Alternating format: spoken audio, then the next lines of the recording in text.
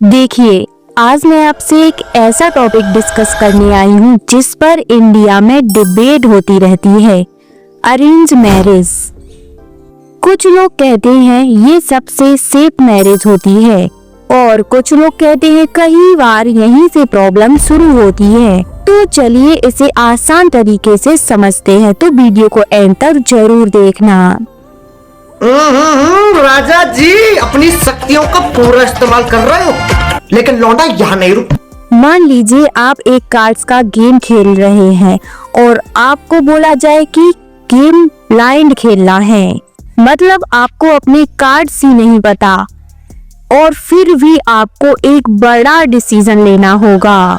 बस कई बार लोग कहते हैं अरेंज मैरिज कुछ ऐसा ही होता है, क्योंकि शादी से पहले हम सामने वाले इंसान को पूरी तरह नहीं जानते।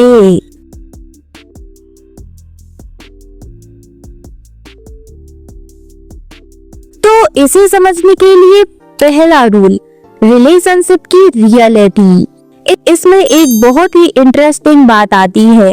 स्टार्टिंग में हर रिलेशनशिप बहुत एक्साइटिंग लगता है। जिसकी शादी हो गई है और ऐसा कोई वीडियो देख रहा है तो उसे जरूर पता होगा कि कितनी एक्साइटमेंट होती है। तो इस बात पर कमेंट जरूर करें ताकि पता चल सके। जिसकी शादी नहीं हुई उसे रियलिटी पता चल सके। तो अब आते हैं अपने पॉइंट पर।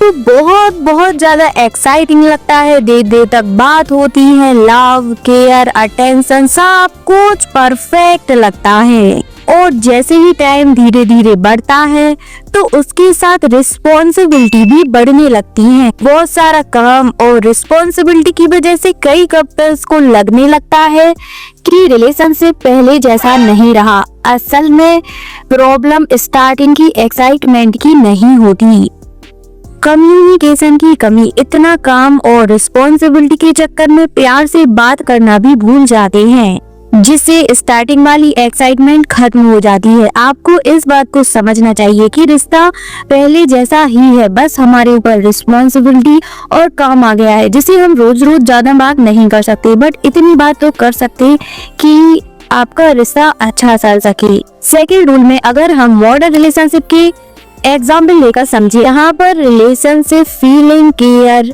अंडरस्टैंडिंग, लव से ज्यादा मनी और लाइफ स्टाइल पर डिपेंड करता है। अब यहाँ सवाल आता है, क्या सिर्फ बेनिफिट के लिए बना रिलेशनशिप लॉन्ग टर्म तक चल सकता है? तो ज्यादातर केसेस में जवाब होता है नहीं, कोई नहीं चला पाता। थर्ड, इसमें हम एक और इम्पोर्टेंट पॉइंट को समझेंगे। आज की वुमेन इंडिपेंडेंट है, वो करियर बनाना चाहती हैं और अपने डिसीजन खुद लेना चाहती हैं, लेकिन कुछ मैरिज में अभी भी एक्सपेक्टेशन होती है कि वाइफ सिर्फ फैमिली रिस्पॉन्सिबिलिटी को संभाले और यहीं से कई बार कॉन्फ्लिक्ट शुरू होते हैं। तो आपको इन पॉइंटों को समझना पड़ेगा।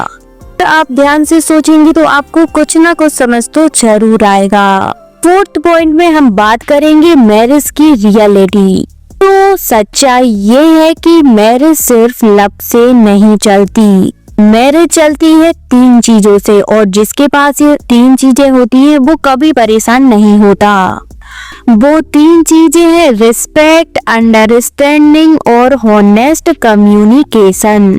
अगर ये 3 चीजें स्ट्रॉन्ग हैं तो अरेंज मैरिज भी सक्सेस हो सकती है और लव मैरिज भी। अब फिफ्थ पॉइंट में बात करते हैं कि एक्स्ट्रा मैरिटल अफेयर क्यों करते हैं। जब रिलेशनशिप में कम्युनिकेशन खत्म हो जाता है तो कई बार लोग बाहर इमोशनल सपोर्ट ढूंढने लगते हैं और इसका सबसे बड़ा असर पड़ता है चिल्ड्रंस पर। बच्चे इमोशनली हर्ट हो जाते हैं और फ्यूचर रिलेशनशिप से भी डरने लगते हैं। तो असल सवाल ये नहीं कि अरेंज मैरिज सही है या लव मैरिज, असल सवाल ये है कि रिलेशनशिप में रिस्पेक्ट है, ट्रस्ट है, अंडरस्टैंडिंग है, हॉनेस्ट कम्युनिकेशन है। अगर ये चीजें हैं तो मैरिज स्ट्रॉन्ग रहती है। लेकिन आपके हिसाब से सक्सेसफुल मैरिज का सीक्रेट क्या है? कमेंट में जरूर बताइए। और अगर आपको ऐसे ही हॉनेस्ट रिलेशनशिप टॉपिक्स पसंद आते हैं तो चैनल को सब्सक्राइब करना बिल्कुल भी मत भूलना। आपके सामने एक बड़ा सा रेड बटन है, हाँ है